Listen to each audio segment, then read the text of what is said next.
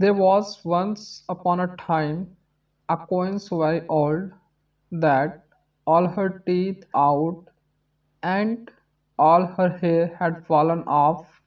Her head shook like an aspen leaf, nor could she scarcely see at all, even with spectacles. Her nose and chin almost touched each other. She was shrunk to somewhat more than half of her former height, was all of a heap, and her back so very round that one could not but imagine she had been hunchbacked all her life. A fairy who had been present at the birth of the queen just now paid her visit, and seeing her burthened with age and infirmity, asked her Majesty if she wished to grow young again. "How can you doubt it?" replied the queen. "There is not a jewel in my caskets, but I would give to be once more only 20 years of age." "If it be so," continued the fairy, "we must immediately look out for some young blooming creature, who, for the sake of your Majesty's great riches, will take upon her the 100 years. Does your Majesty think we shall be able to find such a person?" "We will try," replied the queen, and immediately ordered the strictest search to be made throughout her dominions for a young lass who should be willing to give her youth in exchange for age, infirmities, and riches. It was not long before several covetous creatures made their appearance to accept the proffered conditions. But when they saw how the old queen coughed and spit and rattled in her throat, how she lived upon spoon meat, how dirty she was, that she was wrinkled, and her person smelled disagreeably, what pain she suffered, and how many times she said over the same thing. They said they preferred their own condition, poor and miserable as it was, to riches and the 100 years of her Majesty. Afterward there came some persons of a still more ambitious temper. To these the queen promised the most profitable places and the highest honours.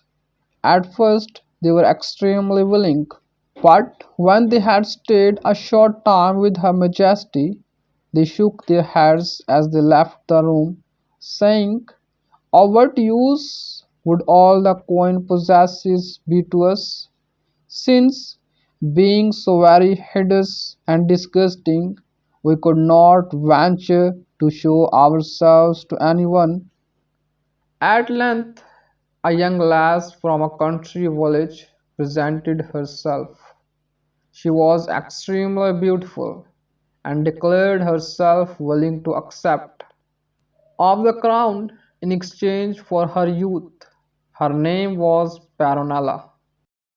At first the queen was very angry, but what end could it answer to be angry, since it was her determination to grow young again?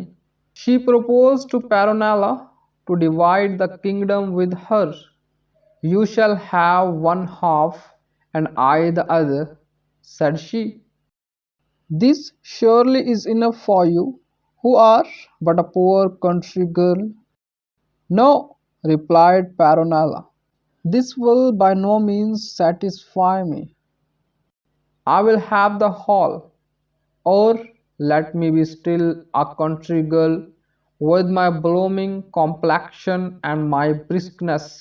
And do you keep your wrinkles and your 100 years, with Death himself treading upon your heels?" "But," continued the queen, What shall I do if I give away my whole kingdom?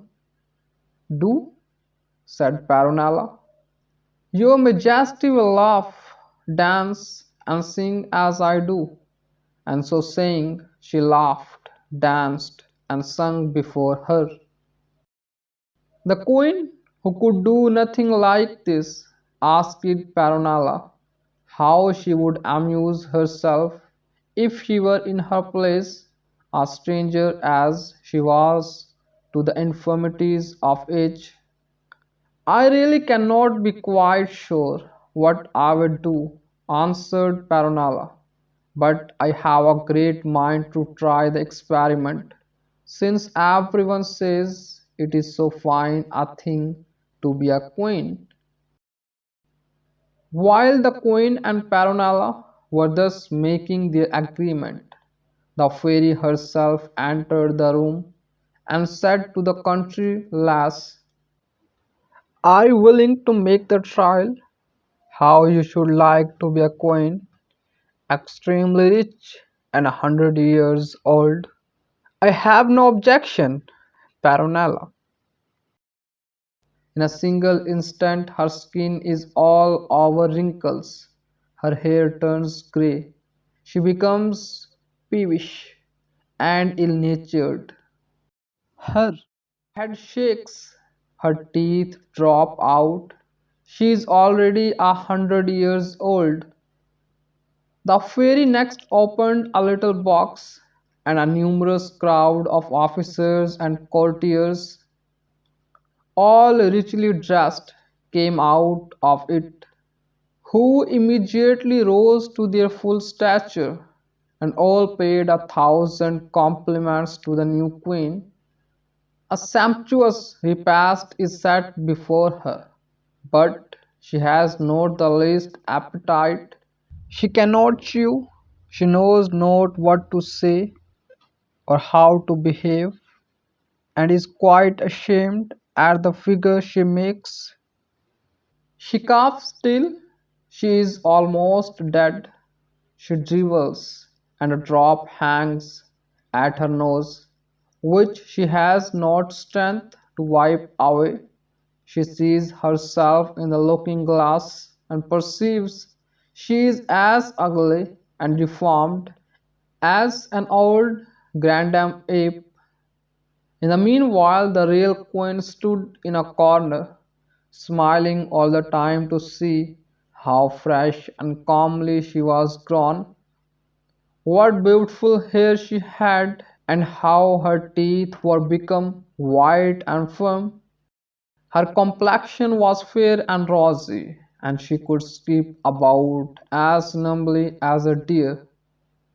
But then she was dressed in a short, filthy rag of a petticoat, and her cap and apron seemed as if she had sifted cinders through them.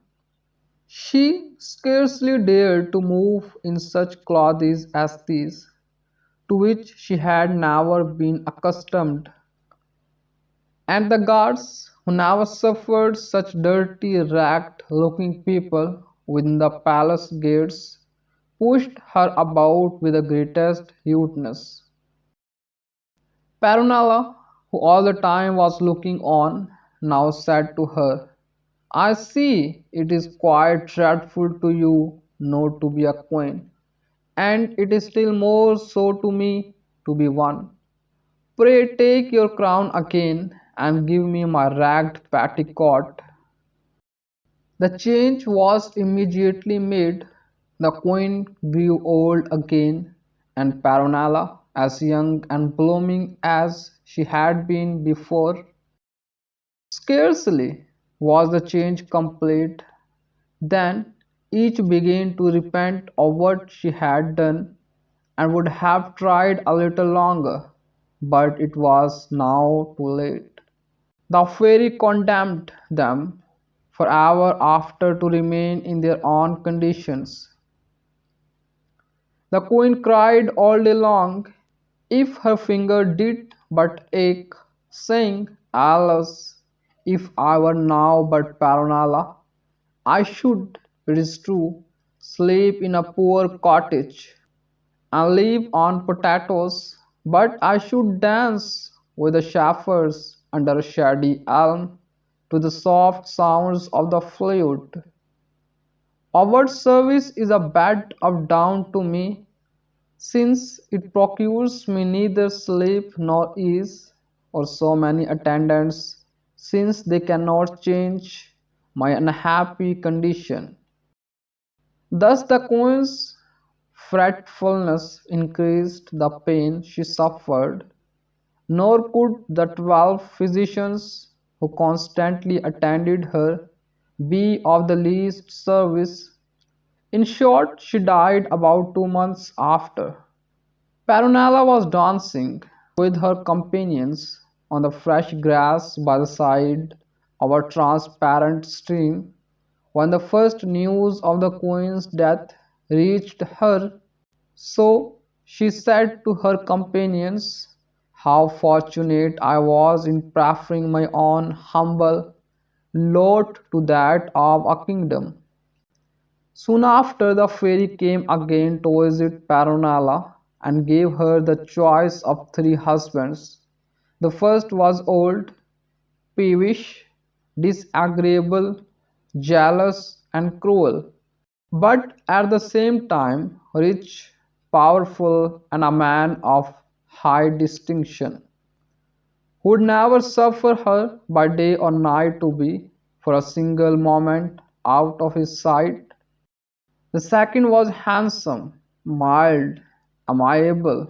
He was descended from a noble family, but was extremely poor and unlucky in all his undertakings.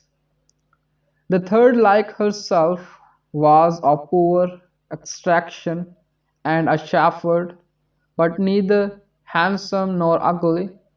He would be neither overfond nor neglectful, neither rich nor very poor. Peronella knew not which to choose, for she was passionately fond of fine clothes, of a coach, and of great distinctions. But the fairy, seeing her hesitate, said, "What a silly girl you are! If you would be happy, you must choose the shepherd. Of the second you would be too fond, the first would be too fond of you. Either would make you miserable. Be content. If the third never treat you unkindly, it is 1,000 times better to dance on the green grass or on the fen than in a palace, and to be poor Peronella in a village than a fine lady who is for ever sick discontented at court. If you will determine to think nothing of grandeur and riches, you may lead a long and happy life with your shepherd, in a state of the most perfect content." Peronella took the fairy's advice and became a proof of the happiness that awaits a simple life.